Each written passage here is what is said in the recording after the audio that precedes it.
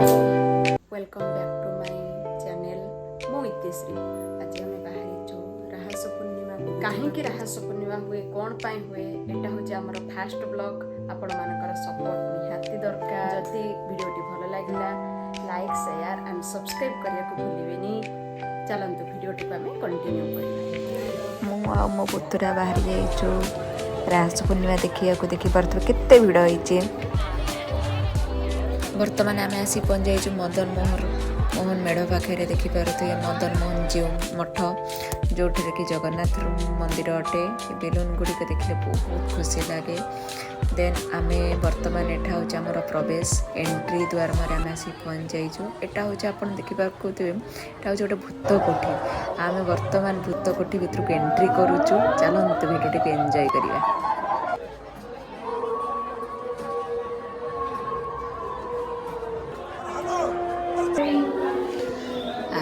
टे साउंड शुणिक आमको टे भय लगुच ना सेमती किसी बेसी किसी ना डर नॉर्मली गोटे टिके डेकोरेशन करा जाइछि किंतु सेमती बेसी किसी डर भय लगुनि। बस छोट पिला टे भय लगी पारे बाकी नॉर्मली चलो किसी ना। चलतु सांग मैंने वीडियो को देखा एंड एंजॉय करिबा।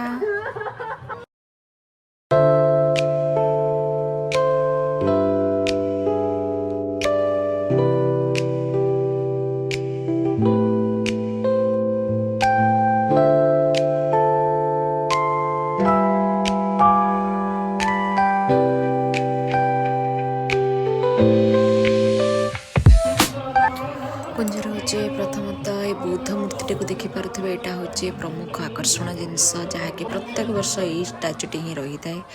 देन आप देखिपे आम बोटिंग करने को बाहरी आसीचु।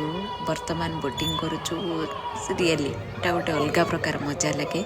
आम बहुत खुशी आम बोटिंग करुचु एंजॉयमेंट बहुत कलु। हाँ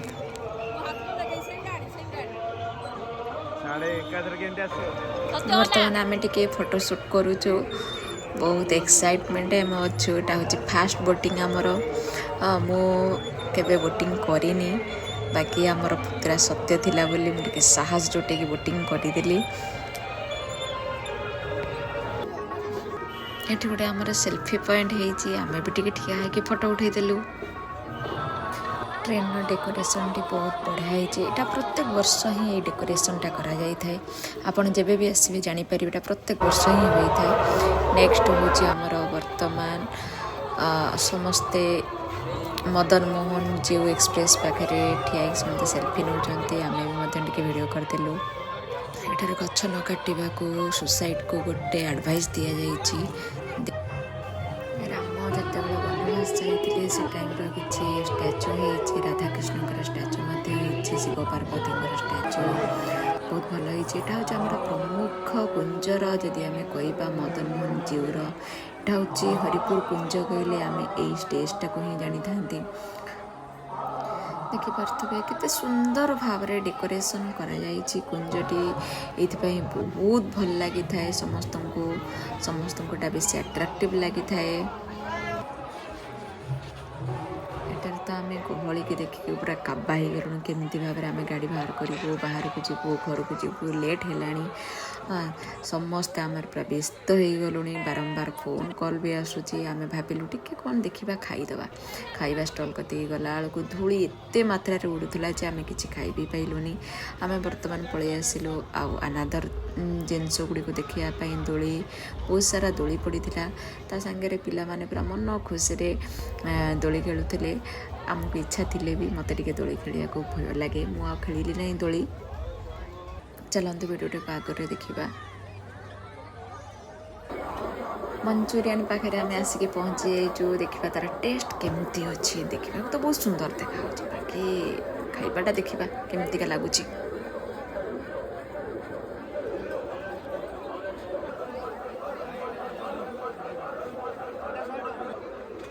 टेस्टी तो थिला बट भीतरटा बेसी सीझी नाला एत टेस्ट नाला।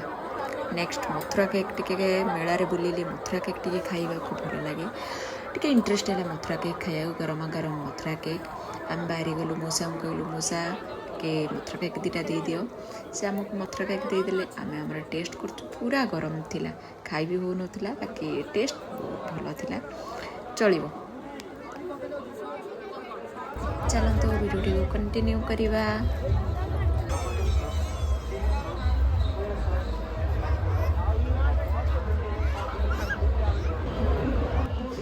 बर्तमान आम आसी पहुँची जाइए मुख्य कुंज पाखे जहाँकि बर्तमान जगन्नाथ मंदिर में आरती होता सौभाग्यर कथा।